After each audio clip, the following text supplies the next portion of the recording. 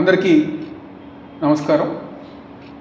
ఈరోజు ఉదయం నుంచి కొన్ని మీడియా ఛానల్స్లో అదేవిధంగా పని పాట లేని తెలుగుదేశం పార్టీ సోషల్ మీడియాలో నేనేదో పారిపోవటానికి ప్రయత్నించానని చెప్పని అసత్య ప్రచారాలు ఈరోజు ఉదయం నుంచి ప్రచారం చేస్తాం జరుగుతుంది. ఈరోజు పారిపోవాల్సిన అవసరం కానివ్వండి, పారిపోవాల్సిన కర్మ కానివ్వండి, నాకేమీ లేదు, అలాంటి అవసరం నాకు లేదని చెప్పి ఈరోజు ఈ యొక్క మీడియా ద్వారా మీ అందరికీ చెప్పదలుచుకున్నాను. దాదాపుగా 2 నెలల నుంచి విజయవాడలో మా కార్యాలయంలో కానివ్వండి, మా వైఎస్ఆర్ కాంగ్రెస్ పార్టీ ఆఫీస్ కార్యాలయంలో కానివ్వండి, తూర్పు నియోజక ప్రజానికానికి కానివ్వండి 24 గంటలు అందుబాటులో ఉంటుంది. దేనికి పారిపోవాలి?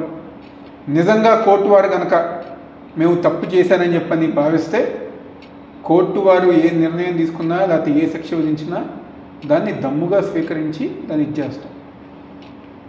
అంతేగాని మీరు పెట్టే తప్పుడు కేసులకి వీటికి భయపడి పారిపోవాల్సిన అవసరం నాకు లేదని చెప్పని మరొకసారి చెప్తాను.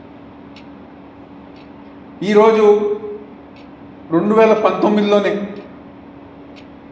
ఈ రాష్ట్ర ప్రజానికానికి తెలుసు, మరీ ముఖ్యంగా ఆ రోజున్న తెలుగుదేశం పార్టీ సోషల్ మీడియాకి తెలుసు.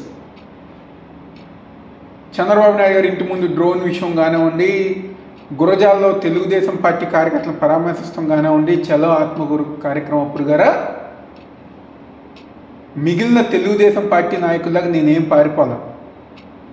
ఆ రోజు దమ్ముగా ధైర్యంగా వెళ్ళా, ఫేస్ చేశారు.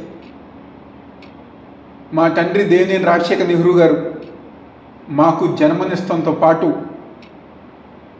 ధైర్యంగా ఉండటం నేర్పించారనే విషయం ఈ పని పాట లేని తెలుగుదేశం పార్టీ సోషల్ మీడియా తెలుసుకోవాలని చెప్పని భావిస్తూ, మా నాయకుడు వైఎస్ జగన్మోహన్ రెడ్డి గారు, మా పార్టీ వైఎస్ఆర్ కాంగ్రెస్ పార్టీ మా కార్యకర్తలకి ఏ చిన్న ఇబ్బంది వచ్చినా 24 గంటలు మేము అండగా ఉంటాం, అందుబాటులో ఉంటాం,